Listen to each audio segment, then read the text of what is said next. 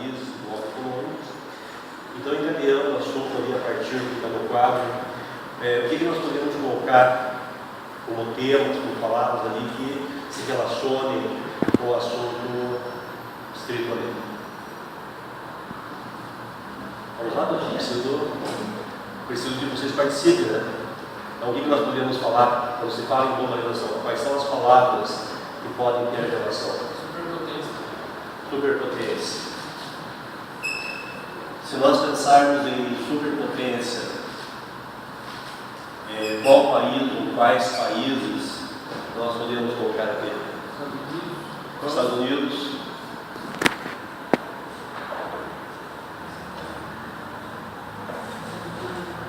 Então, Estados Unidos. Qual outro país? Japão. Alemanha.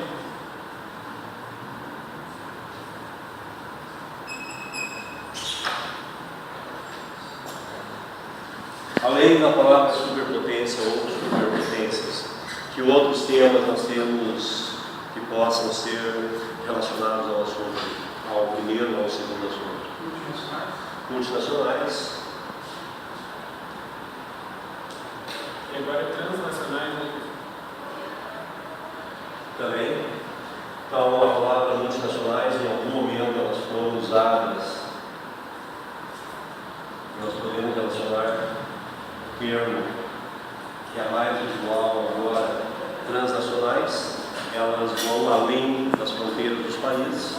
Então, multinacionais, muitos países. Transnacionais, aquilo que excede, que ultrapassa muitas vezes o poder político e econômico de um Estado-nação. Se nós pensarmos ali em blocos econômicos, o que nós podemos tirar de palavras ou termos que tenham relação? Capitalismo pode ser aplicado aqui.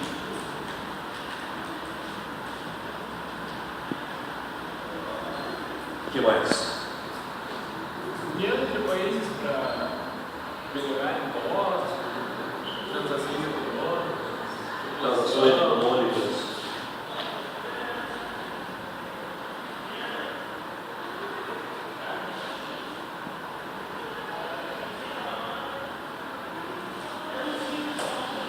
Mais de um termo, pelo menos, ali, para ficar acordos.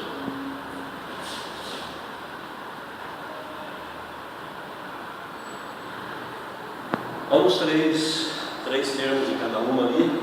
Se nós pensarmos em globalização, uma aula sendo filmada com um celular de último modelo. Na aula anterior, eu mostrei, acho que aqui na turma, mostrei de uma outra turma, uma imagem que tem no livro de geografia, uma jovem de uma tribo africana da Namíbia, com uma caracterização física, cultural típica daquele povo, cabelo pintado com pigmentos de rocha, barro, e essa moça com o celular lá no meio da savana. Então, se nós imaginarmos esse processo de abrangência a nível mundial, o que nós fazemos aqui, o que vocês usam aqui na sala de aula, enquanto tecnologia, nós vamos ter em vários locais do planeta, na África, na Oceania, na Ásia, o processo vai ser semelhante. Essa palavra vai dar a ideia de que o processo se estendeu ao mundo todo em algum momento da história recente. E isso aí abrange a economia, abrange costumes, em si. Se nós pensarmos hoje as empresas que atuam no mundo inteiro, uma Samsung que fabrica o celular, uma Nokia, uma Motorola, até 20, 30 anos atrás, aí se usava com frequência a expressão multinacionais. As empresas europeias, da França, do Reino Unido, da Alemanha, empresas americanas, japonesas, estenderam o seu poder de ação para vários países. Hoje nós temos um outro processo, as chamadas mega empresas globais, em que praticamente você perde a noção de qual país ela é. O poder dela, a abrangência dela no mundo se tornou tão grande, e o PIB, se nós imaginarmos a riqueza que um país tem e compararmos com a riqueza que essas empresas movimentam anualmente, elas são muitas vezes superiores a outros países em riqueza.